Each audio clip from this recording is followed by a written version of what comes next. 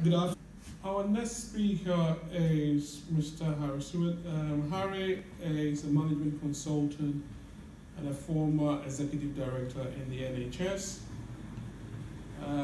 He's an author and also has been particularly focusing on social justice and equality. As I said before, he worked in the NHS at various levels in the civil service. He spent 10 years in Jamaica, came back to the UK, and I think he had a shock when he came back to see the difference anyway. He is always strived to be better than what he is. So without further ado, I'll hand it over to Hári. He will talk a bit more about being the change you wish to see in the world. Thank you very much. Thank you.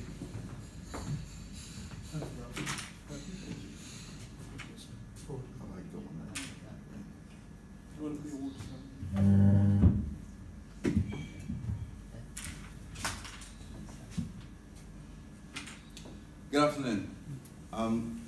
As you've heard, I'm Hári Sewell. I'll say a bit about who I am, and then I'll take you through the course of a few slides, which are not dense in words, but behind each slide are a set of ideas. And where I really want to conclude is in a place of reflection about how we decide the things that we pay attention to, how we decide what we're going to critique in the world, and then how we kind of turn that critique into some kind of action. But before we do, thank you to Theo for introducing me and kind of giving you a kind of sense of who I am. I just wanted to give you a flavour though about a bit of my experience, particularly in terms of my career, just to set some context for it. I came here or returned in 1981 and finished off my education, and the first job I got was working in a Department of Health and Social Security, basically the equivalent of a benefits agency now. And then I had this kind of real rapid progression through my career, which kind of involved me working in what was called the youth training scheme, where we supported young people in terms of developing a career pathway if they didn't have much by way of academic qualifications. And then I kind of worked there for a while, and one afternoon when some of my young people were supposed to be coming in for careers advice, they didn't show. So I wandered in and said to the careers advisors, look, we've got this slot, so-and-so haven't arrived, you might as well just do careers advice with me.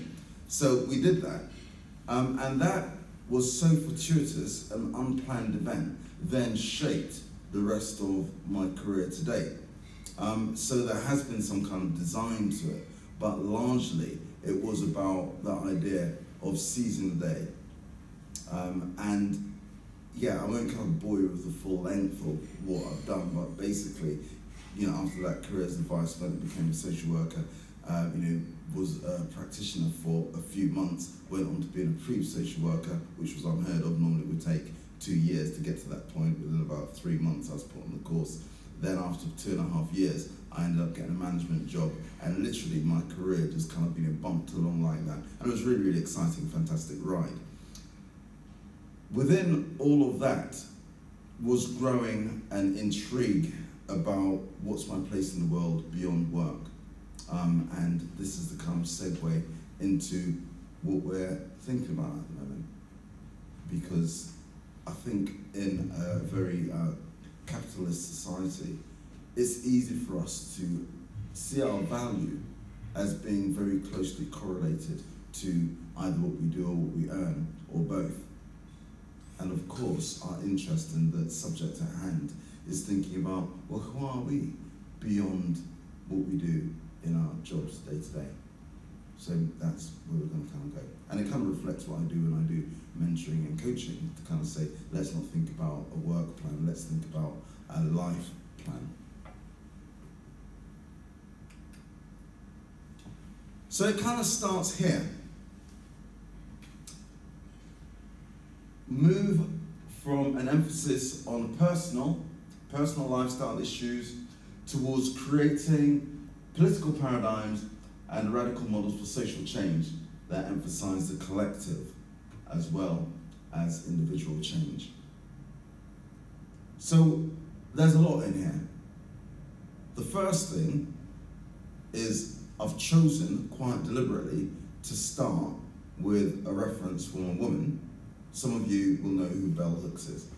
That's deliberate.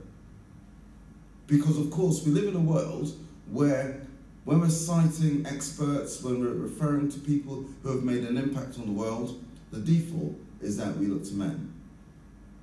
So the very start of this presentation isn't just about the words, it's about choice. And every single decision we make is going to be informed by choices which are either explicit or unconscious, the majority of which are the latter.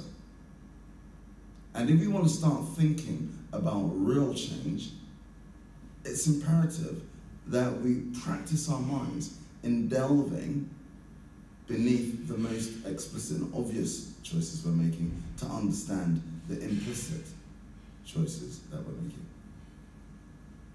An example of which might be, you're due an upgrade on your phone, and we almost feel, as by right, after the 18 months or the 24 months, we've already paid our telephone company for that phone, so we must get the new one. Even if we don't want it, we're going to give it away or sell it on eBay, we will get our new phone because that's our entitlement, because we have paid the contract price for the old one.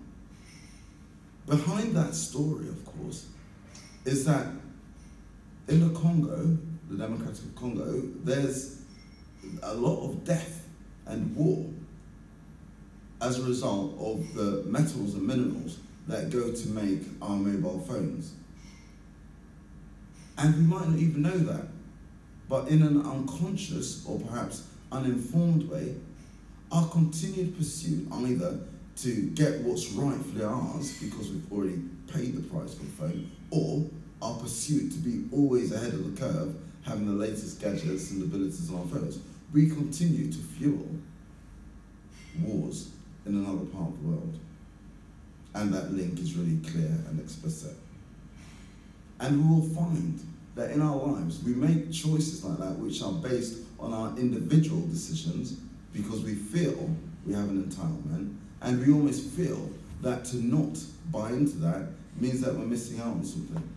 But actually, beyond our individual decisions, there's the bigger political structures that are at work.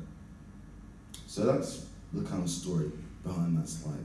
So the kind of first question, before we even start to think about being the change that we want to be in the world, is for us to start to explore the extent to which we are prepared to change.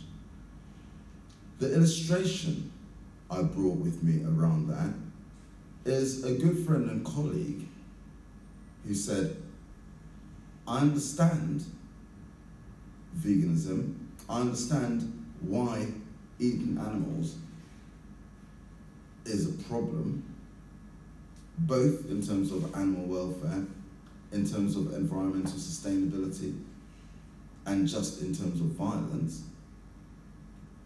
The quote continues, I understand why, however, I like my chicken too much. So I pose that question around, we might say we want to be the change we want to see in the world, but actually, change comes at some kind of cost to us as individuals, right? And many of us actually don't wish to make difficult decisions. The other reference was a friend of mine who said, I understand that there are difficult work practices around the world, but actually, if I see something that I like, if the issue doesn't directly affect me, then I don't think I need to consider that. I wish I could, she said, but I just don't. The reason for that particular quote is because what's buried in that is this kind of unconscious belief that we exist as individuals. And not all cultures believe in us as individuals. And we continue to believe that notion at our peril. Take the use of antibiotics. Many people know that the growth of resistance to antibiotics is a big problem for our society, and it's a global issue. And people will say, well, actually, I'm ill, I've got this chest infection, the thing that's going to help me will be antibiotics. And in that immediate moment, the decision is about me. And even doctors sometimes offer antibiotics when they're probably not essential.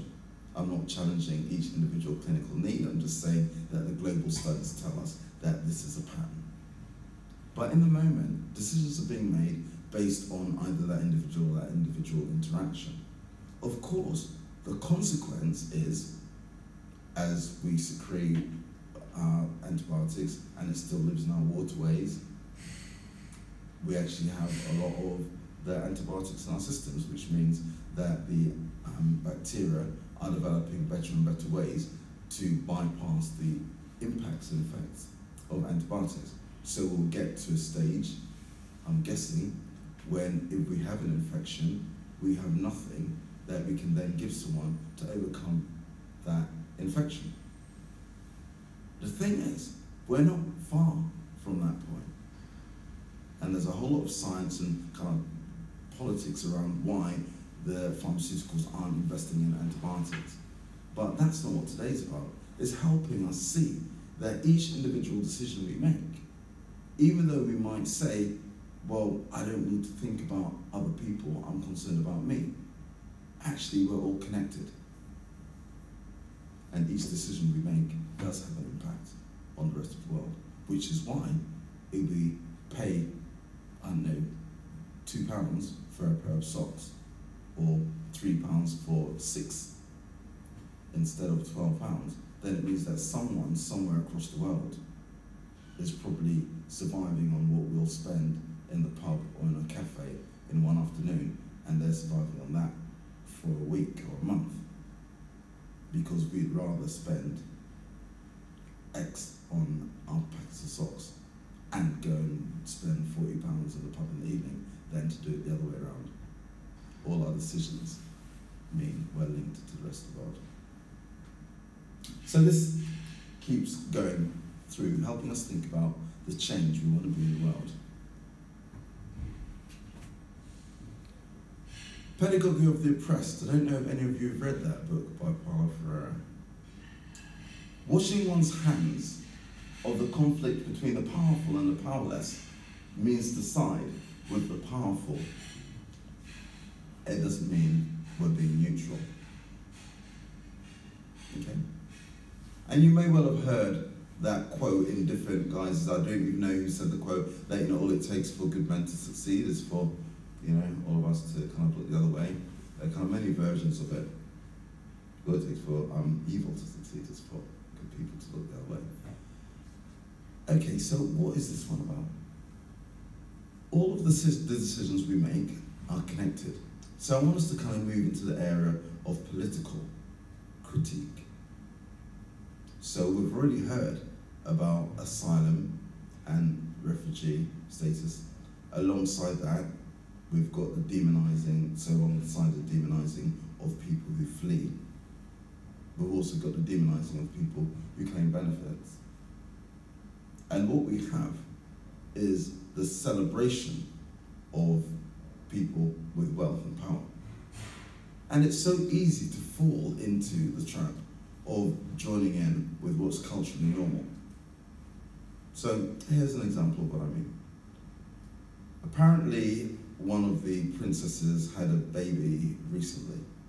The royal couple had a baby. People kind of say, isn't it amazing we've had this new birth? And people seem to be kind of really happy about that. And I say, that's kind of really interesting, because when you've got like all the medical care around you 24/7, the top experts, the wonderful comforts in life, fantastic diet and dietitians surrounding you in comfort, and you give birth, it's magical.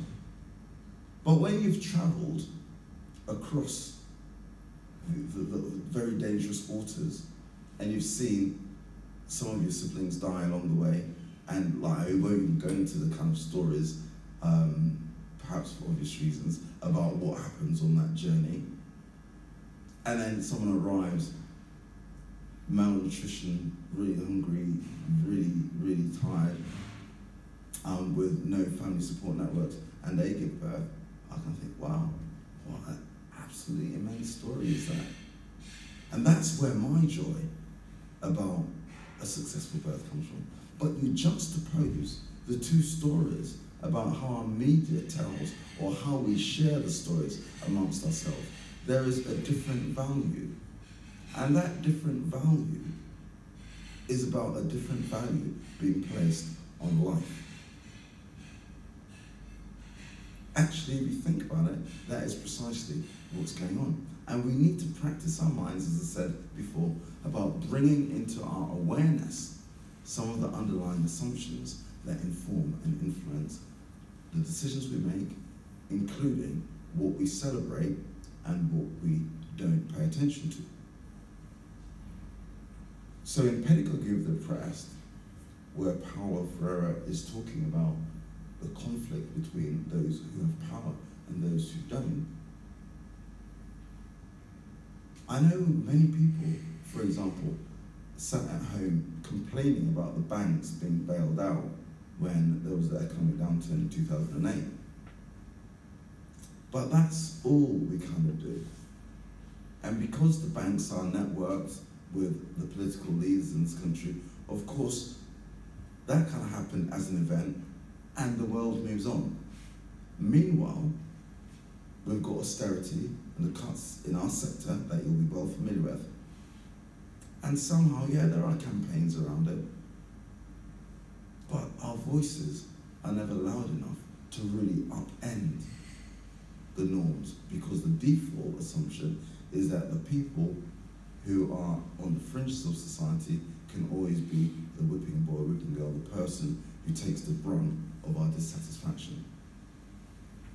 And again, I still remained a little bit surprised that the political leaders, and including our opposition, didn't really pay much more attention to the fact that the banks failed, moved on, and the world continues.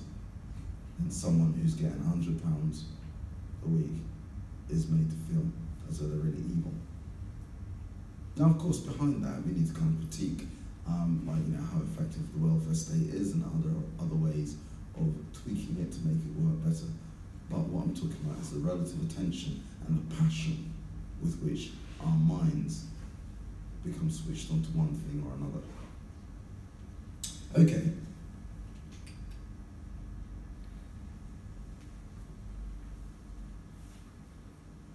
Another dimension about this whole thing about being the change you want to be is to think about how we bring together different forms of injustice and inequality. Because we live in a world now that is driven by identity and identity politics. And identity begins with the I. We're still thinking about who I am. And of course there's group identity, and that's really, really important in shaping a voice. Sometimes we learn to name inequality by being part of a collective, and we develop a language for critiquing things. However, identities aren't just individual aspects of self. So I want to talk a little bit about Kimberly Crenshaw and the idea of intersectionality. Is there anyone in the room who's come across that concept before, intersectionality? Okay. Intersectionality is the description of when different aspects of identity intersect, and as a consequence, the forms of discrimination we experience may well be unique to that particular combination of aspects of identity, right? So I'm gonna give you a contrast. In the 70s, for example, in the women's movement and around race, people used to kind of think of the double jeopardy. If you're black and a woman, for example, you might experience racism and you might experience sexism. But actually, intersectionality describes a process where our experience isn't just A plus B. Something particularly unique happens as a result of the combination of those forms of identity. So, for example, if you are black and a lesbian, your particular experience of going out in society is going to be really, really different to other black women's. And the discrimination that is fueled both by male misogyny, that has this kind of violent tendency to say, oh, what you need is a real man, like you kind of either made a life choice to live in a particular way, or that's your sexual identity. And people kind of feel obsessed to say, oh, what you really need is a real man to kind of come and teach you how to be a woman. It's because you've not like had it properly. That, alongside the violence that comes with white men who will, in a way, try and subjugate black women through language, that experience just kind of creates an interaction with the world which is kind of different. And it doesn't mean there's a hierarchy to say it's worse than, it's just that it's different too. And we need to understand intersectionality in that way. The reason for that is, so we're at the BME network, and there are layers to our experience. So for example, class as a dimension of ethnicity. My experience as presumably a middle-class black man is very different to the experience of working-class black guys who might live on a council estate and haven't access to higher education, and their day-to-day experience is different to mine. And therefore, to just kind of talk about the black experience somehow doesn't take account of the consequences of what it means to grow up in that alternative environment. Which is why often people from black, Asian, and other minority ethnic backgrounds who achieve some kind of status either in the workplace or in other organizations find that their empathy with people who are suffering the most can sometimes be weakened, because that's what advantage does to us. If we can get in our cars and drive safely back to our comfortable homes, it's really hard to understand what it means to literally be digging around down the side of your sofa looking for money. I remember, and this is a bit of an insight into my life, I remember when I was an executive director in the NHS, and sometimes colleagues at the end of the day would say, oh, since his birthday, let's go for a drink. And somebody in the kind of network would say, oh, I haven't got any money. And I was like, well, we're not saying you need to kind of go out there and drink loads. Just kind of come, just buy one drink, and it's kind of wish them a happy birthday. And they'd be like, no, I can't. And I was kind of thinking, you haven't even got a fiver to say you're going to come out and wish, Jackie a send-off. And then, now I work as an independent consultant, and I know what it means sometimes to kind of think, actually, to find £5 to kind of fritter away on a drink isn't that easy. But actually, one of the costs of privilege is that you lose touch with the reality of people who don't have that privilege. And if we really want to think about being the change, we need to find ways to understand how things that we assume link us with others maybe doesn't link us as tightly as we think. Before I move off intersectionality and think about the complexity of identity, I just want to give you a very concrete example so that, because you've said you've not come across the idea of intersectionality before. There was a story in the media about 9 years ago. Some of you may recall this. There was a Christian couple who ran a guest house, a hotel, and a Muslim woman came down to breakfast in her hijab, and they went into a rant and said she wasn't welcome, and why is she wearing a hijab? Can't she tell that she's in a Christian hotel, that they wouldn't go and impose their beliefs on her, in her setting. So why is she coming to their place doing that by wearing a hijab and almost celebrating Islam in her dress in that hotel? Anyone remember that story? Okay, well, the story goes like this. They launch into this tirade. They say, well, you know, Muhammad is worse than Hitler. Why are you worshipping him? You look like a suicide bomber. You're not welcome here. So she takes them to court and she wins. Now, that sounds like a case of religious hatred. And the Equality Act 2010 prohibits discrimination against people based on religion or belief. However, there could be an alternative story, and it goes like this. In my gym, in fact, I saw the guy on Sunday night. In my gym, there's a guy who's about 6'7", or like being short, that's how he looks to me. He might even be 6'4". But I'm gonna call him Jay for now. He is huge, and he is wide. As my sons would say, he's hench. And is Pakistani Muslim. Now, just imagine Jay went to that guest house and sat down at breakfast looking all Muslim and that. Now, I kind of figure that that couple might have walked in at breakfast and thought, what's he doing there? And they might have gone back into the kitchen and said, have you seen that guy? Like, and they might have deliberately taken long to serve him. But I'm guessing that they might have just walked out there and tried to bat up themselves.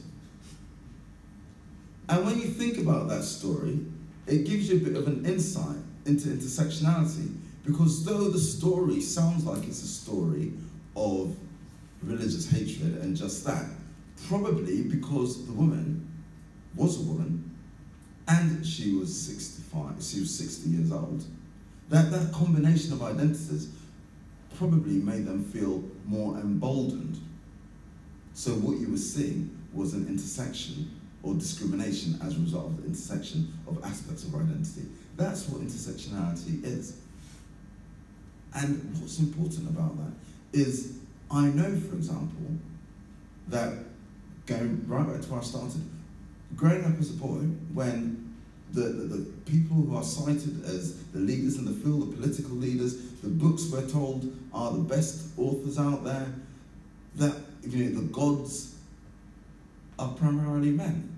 And I've been brought up as a boy into manhood with this idea around me that to be man, to be male, and to be man is normal. That we're the ones who set what normal is. So for me, I have to be aware of my identity as being male. And if I want to be the change that I want to see in the world, I need to bring into my consciousness what it means to be all of the other things I am, including my ethnicity, but also male in that. And also my ideas about masculinity. I conclude this particular slide by something that happened in the last half a day.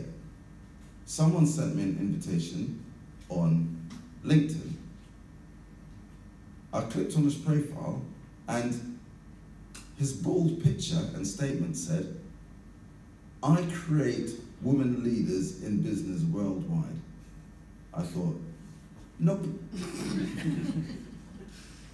Which man in big letters on the forefront of your LinkedIn page thinks it's really reasonable to write, I create women? Are you for real? So for me, intersectionality, being aware of my privilege, hopefully helps me try and filter that. And I don't always get it right, because I can't undo the stuff that I was kind of trained, brought up with, but I practice it. The idea of bringing it into consciousness is really important for us. So I'm trying to take you on this kind of journey to think about how we can really bring about change, the change we want to see in the world. Of course, the question I haven't asked you yet is, what is the change you want to see? Is it that, you know, what you really want to see is social mobility and that we all become really wealthy? Because that's the change we're told that we should be pursuing. Of course, that comes with a price. So who's come across the socio-ecological paradigm for kind of looking at any kind of issues of disadvantage. Okay, so today, hopefully, you're kind of having a bit of fun hearing some stories, but you're getting introduced to some new concepts, and these will kind of help you think about change. You've got layers, and it's almost like concentric circles, but in the middle, we've got who we are. What we're born with biologically, our identity, our constitution. The choices we make as an individual. The point of this slide is trying to help us see the relationship between who we are and what we do as individuals and what happens on that outer sphere, which is what happens in the political context. There are many versions of it, and it's worth looking it up. But what we need to bring to mind, as I said, is that each decision that we make is in some way going to be linked to and perhaps perpetuating a further political way of viewing the world. Okay? So let's just go back to how we spend. I've already kind of given you an example, so I won't repeat myself on that. But the decisions we make about who we buy from, whether we buy from ethical organizations, if we even know what those are, if we even think about that, or whether or not we just go for the cheapest, will link to political systems. Because the government makes decisions often based on how this helps our productivity as a nation, because we're in a global market. The example I've brought with me is a statement I heard George Osborne make on Radio 4. There was a conversation about the arms trade. It was an interview, probably on Today programme.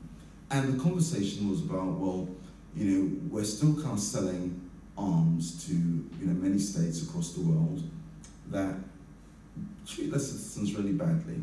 You know some of those states. And we still sell weapons. And the reason why we do that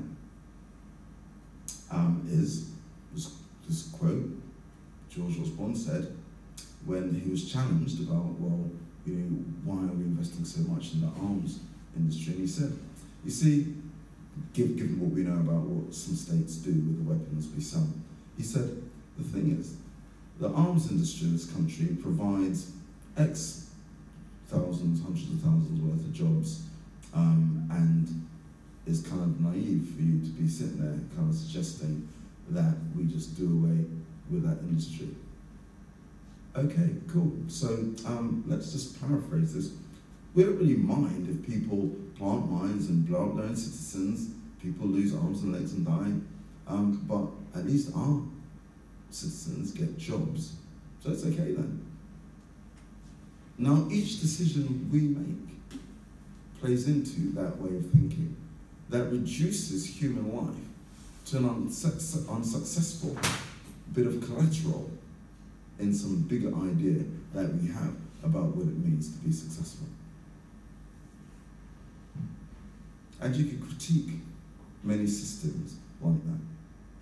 But the one critique I wanted to bring is the idea of things that are norms, because that's the biggest thing that runs all the way through what's at the political level, right through to the personal.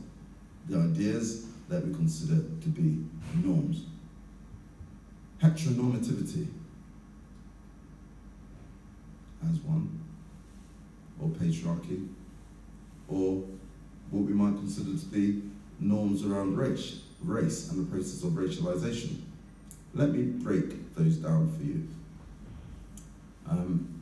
I've already, in fact, touched on how patriarchy works ever so slightly. That idea that the norm is to be male. And that just runs through everything. So I'll give you a little example of how weird the world is, right? There's this idea that women are erratic drivers and a real problem and a nuisance on the road. And many of us internalize that as a norm in our discourse, men and women. And we might not even wish to endorse that view, but when caught out by someone cutting us up, and you look to see, and you kind of, yeah, it was a woman, and a part of you think, all right, yeah. Even though we might wish we didn't think it, we still do. How come, though, we have that view when the majority of accidents, particularly the ones that cause loss of life, are caused by young men? We have this view, right, that women are really emotionally erratic, okay? Of the last 100 mass murders in the States, 98 were, and some of these stats may change over time, but roughly we're talking about this, 98 were men, usually young white men, and 2 would have been women. So a bit of nippiness in the house compared with someone going into yours or your relative's school and shooting up kids. And you think about, yeah, who's more erratic? We talk about men are really strong with their emotions. So the stereotype goes, which of course, if you're a thoughtful person, you will understand that that is nonsense. Because of course what we do know that the biggest cause of death amongst men aged 16 to 35 is men taking their own lives. Because yeah, we're so damn good at dealing with our emotions that we just decide the best thing is to avoid it all and opt out. And partly what I'm talking to, just with those illustrations, is the way in which ideas about what's normal and what's right is shared amongst us, even when it flies in the face of the reality and the data. Then I want to talk about race, and I want to talk about racialization, and talk about the confusion and the misattribution to cause. If you look up anything in a search engine like race and education, race and the criminal justice system, race in the judiciary, race in mental health, you'll often find that you get the returns that are all negative about deficiencies. And there is an understanding, which is false, that often we're talking about people's experiences as a result of being from a black, Asian or minority background. I'm going to use black for now, because I might reference myself and my family, right? Of course, there's a problem with that, because there is nothing inherent about any particular group that means that these inequalities that we see are happening in their lives. It's not about being black why you might have higher rates of psychiatric disorders, for example. But it will be as a result of what happens to you as a result of being what we consider to be black. And that's really, really important for us to understand. Behind that is the language of racialization. Racialization is a term that I prefer to use rather than people from black, Asian, or minority ethnic backgrounds. Racialized minorities. What it describes is that around the world there is a default assumption that to be white is normal, and that if you're not white, you're something other than white. In the same way that women are seen as failed men, if any woman could be like this, if any, like, you know, all this kind of stuff is always about, like, if any woman could be like men, then the world would be much better. The same thing kind of happens with race, which is like, if any people from other cultures could just kind of learn to behave and eat and worship the way we do, then it would just kind of make life a lot easier. And that process of othering is what racialization is. So the disadvantages and the inequalities we see are a result of that process and the racism that sits behind that process, and not something which is inherent to the individual. And that misattribution of cause is a real problem, because it means that we describe potential solutions in relation to that misattributed cause. Imagine if, when Theresa May announced that she was going to do that race review, imagine if a starting point was, I understand that racism is manifest in people's lives a lot, and I think it would be a real good opportunity to look at what it is we're doing that reenacts racist ways of viewing particular populations, including internationally and how we respond to migrants. Then that review would have looked in different places for solutions, but what we do is to look at others, other people, and then look at them and see, well, what is it about who you are, your family networks, that creates these inequalities. And that's the link between the individual and the political, that misattribution of cause, which is often linked to a concern which has deliberately been created. Yet, the worries we have as a society don't just come from nowhere. The things we become concerned about are often as a result of the relationship between the media, i.e. one aspect of the establishment, and the political classes. And they share the job in fanning the flames of concerns that we then consume and internalize as our concerns without having a language to critique what's going on. So any challenge we look at, we need to think about all these layers and to think about who's reinforcing certain things as being a norm. It's funny, I just noticed earlier on, I dropped in the kind of comment about veganism without even returning to it. So, I'm by no way an evangelical vegan. I actually am wearing leather shoes and my work bag is leather, and at some point I might not have leather. However, to be able to kind of think about these things we assume as normal, which is to eat meat, but I'm not sure how many of us actually even stop and kind of think, well, how have we even got here? Like when we kind of think about the cost to the planet, when we think about the cost to our bodies, when we think about like harm to animals, we could actually start to think differently about what we consume. But it's become so normalized that what we do is eat meat. And there is that, there are a number of kind of very short ways of bringing to front of mind some of the kind of challenges about when we have animal products. My favourite is the kind of image of someone going to the doctor saying, oh, I think I'm lactose intolerant. And it's like, no, you're not lactose intolerant, you're just not a baby calf. And you know, there's so many kind of stories like that kind of thing, okay, yeah, right, okay.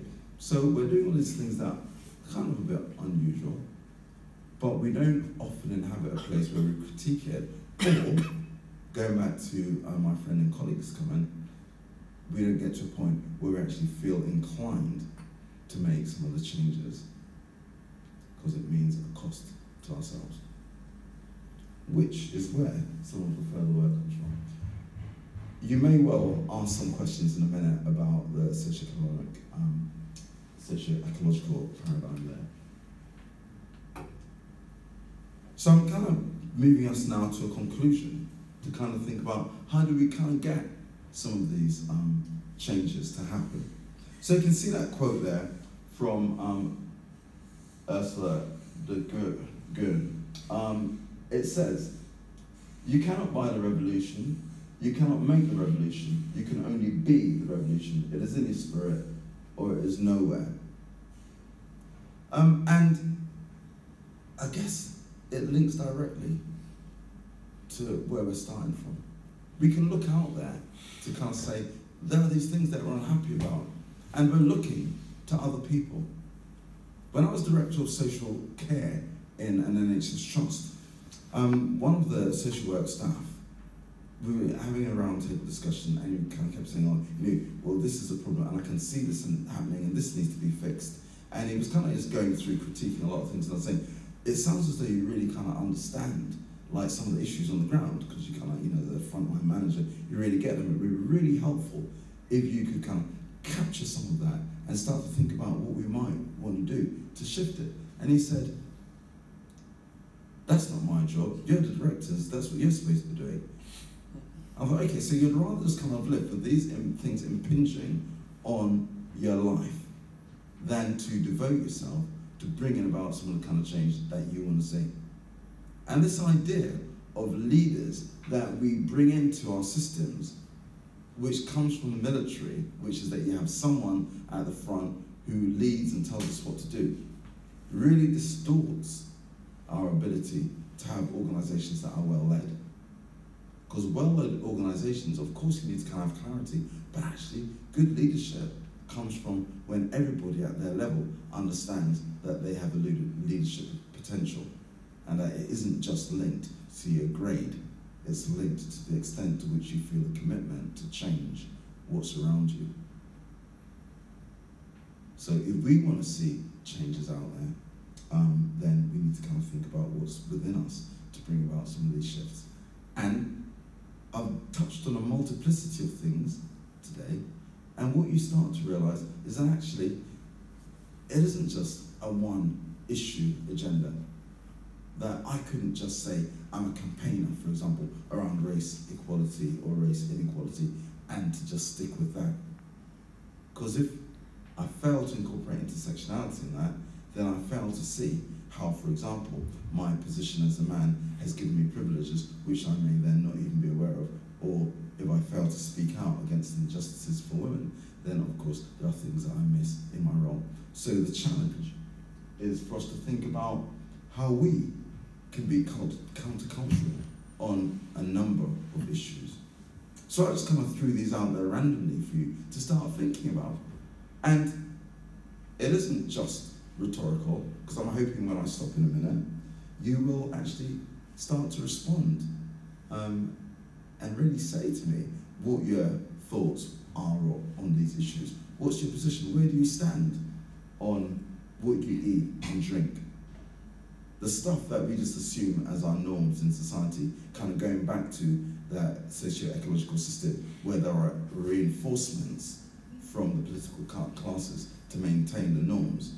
What's your view on what you eat? My son did a 5-month stint in the States when he was at uni, and he said it was really fascinating because he'd go to these huge supermarkets, like huge, like all of this, and then he said there'd be a little slim section called healthy foods, and he said, damn, like, are you really trying to say to us all the rest of that stuff is unhealthy and we know it? And then we have this tiny little section, and he said, yeah, no wonder we struggle with obesity. But actually, that is the norm. That everything that is different is kind of seen as a fringe issue. Healthy food section, think about it. Makes me almost want to be compelled to only shop there. What do we do about our spirituality? This links very closely to me with this whole issue about change and how we see ourselves in society. Because the kind of change that I'm exploring with you today isn't just kind of coming from a place of like knowledge. It's coming from a place of trying to shift the things that we want and crave. Because we're forever being fed through the media and other places, things that create desires in us, which are perhaps problematic for some of the reasons I've already stated. And if all we do is to continue to consume the things that feed those desires, we'll be stuck. And we need to find ways to explore other aspects of ourselves, to create desires for other things that link us with other people in that socio-ecological system, to link us with our families, to be concerned about their well-being, to link us with our communities, our societies, and our global world. That degree of connection requires some kind of shift where we're prepared sometimes to sacrifice what would please us now for the well-being of others. That's actually the definition of love. Love isn't just an emotion that kind of comes through what we feel is part of our spiritual practice. And when I talk about spiritual practice, I'm not saying, oh, go to church, go to the mosque, go to the temple. I'm just talking about how we devote some time to thinking about why we're actually here on this earth that is beyond our carnal pleasures, brilliant though those might be. we're more than that. How we understand sex and gender, and the things that we assume as normal. The quote where people say, oh yeah, you know, I'm really excited about kind of going to Ascot, it's really great, I can kind of dress up. Which girl doesn't want to kind of, you know, put on a nice dress every now and then? A, you're a grown woman, not a girl. B, lots of women don't really want to be putting on a pretty dress. Like, why? But these kind of norms we have, that we default to in our language, we need to kind of start to understand the difference between what it is to have a biological sex and to have gender attributes ascribed, and how easy it is for us to continue to just buy into these ideas of this is what it means to be a woman, or this is what it means to be a man, or to even say, I'm going to exist on that binary continuum, because some people will sit somewhere else as opposed to each end of that continuum. If I've lost you, I'm just talking about, you know, some people don't adopt a very binary identity of being either male or female. And it confuses people out in the world because they say, well, that's just ridiculous, because people confuse sex with gender. Gender are all those things that we associate with being one sex or another, and there are massive problems around that. Consumerism, I've already touched on that. Where do you stand on that? These are all questions I'm posing to you, and they're not rhetorical. Where do you stand on race and that idea that the world does exist, split up by very distinct racial groups? It doesn't. We don't have time today to go into it, but there are about 35 genes we all have. The biggest difference between us is maxing at 1%. We're more the same, like vastly more the same than we are different. In 1850, Knox in Edinburgh gave a speech and said, race is stamper for man. And in that speech, he argued that everything about an individual can be determined by their race. And we continue to buy into that, which is why we think, oh yeah, you know, you're black, you must be a good dancer, you probably like Bob Marley, all these kind of things we assume about people based on, you think about our biology, based on 5 or 6 attributes. Colour of our skin, nature of our hair, shape of our nose, the way our vocal cords work, shape of eyes. You know, 5 or 6 things. And based on just those characteristics, we then think we know who or what someone's about. It's stupid. And then disability. And it kind of ends with the social model of disability, because of course, we talk about people who have disabilities, and often people are disabled by what we don't do to make the world easier for them to navigate. So that was one kind of question. Where do you stand and why? Thank you so much. So this is the question about, yeah, be the change. It involves a lot more than just looking outwards. It's inside of you. Any questions or comments, or can you answer where you stand on any of those things and why? We're having a conversation in my household about the use of plastics, and I think it's one that's probably played out across a lot of households recently, and trying to reduce what we've been using, and then you can't, and it's, to an extent, it's relatively easy. You know, you can do this, you can do that. And if you I'm lucky enough to live in Bristol, so I've got access to certain shops where it's easy to buy certain products without using plastics. And then I get to the tricky one, which is milk. Right, yes. And I'm like, oh, how much does it cost to get milk delivered? And so it's whether or not I want to put literally where the money where my mouth is, and some of these issues linked to consumerism, that's where I come up against in the end, and it's I have to kind of come back to question myself about, well, what is it? How much do I want that change, and how much do I think this impact on me will impact on that change? And I think the difficulty is that individual decision that you kind of, oh, it won't make that much difference if I have milk delivered or I continue to buy it. Yeah, same. I struggle with that. You know, I sometimes soak my almonds because it means I'm not buying almond, and I can, but I know that actually sometimes I just don't have time to do it. And it's like I was gonna have some in the Carlton, same cottage. You can use the cards. If you get the big ones, you can turn them into filing units, or you can turn them into drawers to go in a cupboard. You can do all sorts of things. You can make lovely flowers, cut them up, paint them. Lots of things you can do with carpets. They do end up as cloches in the lot. Just to bring it back down to 3 points. If you can't eliminate, you can do something else. So different way to skin the cat. Sorry. No, thank you. The other thing I was going to say is, I don't know if you read this article, it's a long one, so I haven't got time to read it out, about Fintal and Toole in the Irish Times on June the 26th, 2008. And it's all about the things you're talking about. And for me, I don't normally get involved in reading these, but it's a long article. I mean, I could read it if everyone wants to, but it's about how it's about perceptions and how our perceptions are changed by our exposure to horrible things, so that something else that's horrible but not as horrible as what we've seen is suddenly okay, is normalised. And they were talking about Trump and some of the things he's come out and he's retracted because he's been trusting us all the time. He's come out with something so terrible that we've been horrified, and then he's backtracked to say, well, I didn't really mean that, or no, that's not what I meant. And he says something else, and because it's less terrible than the original message, we say, well, yeah, that's okay. That's okay. So it's about awareness of those sorts of things and how the media is playing that by only showing us certain elements to create that effect.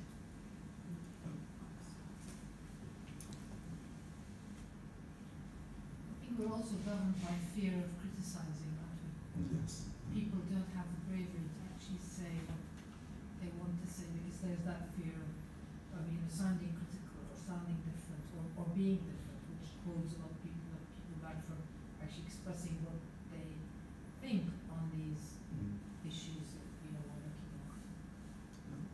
So true. I'm going to counter that. Facebook. Now, as a I'm the only politician in the room, okay? So I'll take a step. But everybody seems to think they know me on Facebook, and you get it every day. And I am now driving a gas-guzzling car with a private number plate, and I do all sorts of things. I actually drive a Fiat 500, so I didn't have a private number plate. The old discharge one I bought 20 years ago. But I think Facebook is really bad at allowing people to stereotype to such an extent that I think a lot of people come off it. But I think there's also a lot of we are on the receiving end ourselves of a lot of stereotyping, and certainly this isn't going to be about me, because I'm one of these people that actually I could live in my ivory tower and not actually see a lot of what goes on in the world, but I chose to be a counsellor instead. So, and the only way we can actually learn about these things, a lot of us don't have the opportunity to learn firsthand about how other people live, and I think I'm actually quite privileged that I've chosen an area that has allowed me to do that, but I get it wrong. But having put myself into that position, I can now stand in the pub and correct, or not correct, but ask people to think differently when they make stupid statements in the pub or wherever they might be, because they're making the sort of statements that you're trying to change. And you can't ever tell anybody they're wrong, but you can actually ask them to think differently. And so I think I'd like to thank everybody who's allowed me to sort of come along and be part of this as well, because it's people I want to change and I want to help change things, and to be part of these sorts of networks actually does help to get messages out as well and challenge. You've just set yourself apart from the whole group, in a way. So well, no, there is one of these intersects that actually makes me different to everybody else in this room. So there is one. So if we talk about intersectionalism, I am female, white, and a politician of a certain age. So that's my uniqueness. We've all got something that makes us unique, but then we've also got other things that join us together. So I've got a lot of females who are white in this room. I probably don't have many people that share my politics, but hey, do you know what? I don't really care. So we're looking for the bits that are actually making us similar, not different. But I need to try and understand the different bits as well, because I have to make decisions that affect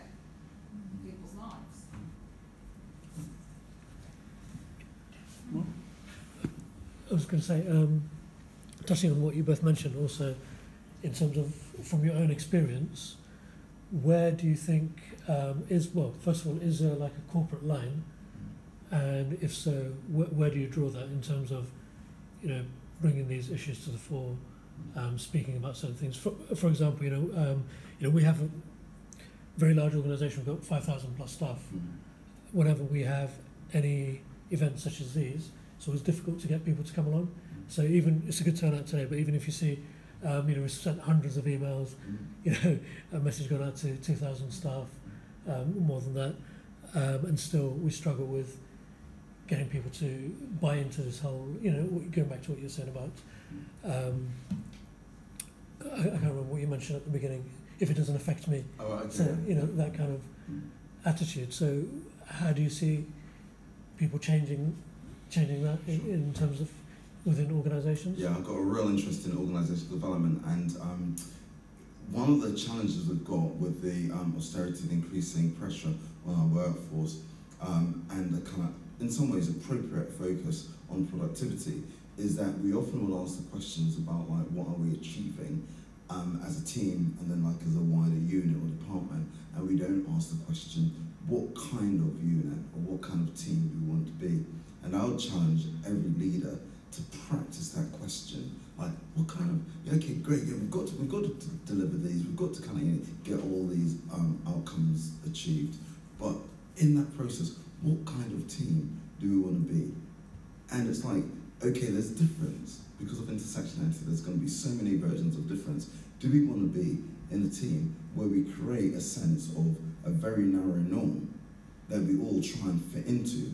Or do we say, actually, we're all different, but actually, sometimes they can kind of rub up against each other and cause conflict. So how do we resolve that and use things like non-violent communication to really support conversations about difference? But we've got to, as a start, say, do we want to have a team where you just kind of come in and we all just kind of pretend we're just kind of very narrow cut out in order to achieve what we need to achieve? Because there's a cost for that. Because we all potentially become inauthentic, and that inauthenticity spills over into the interactions we have with our frontline workers, with the people out there.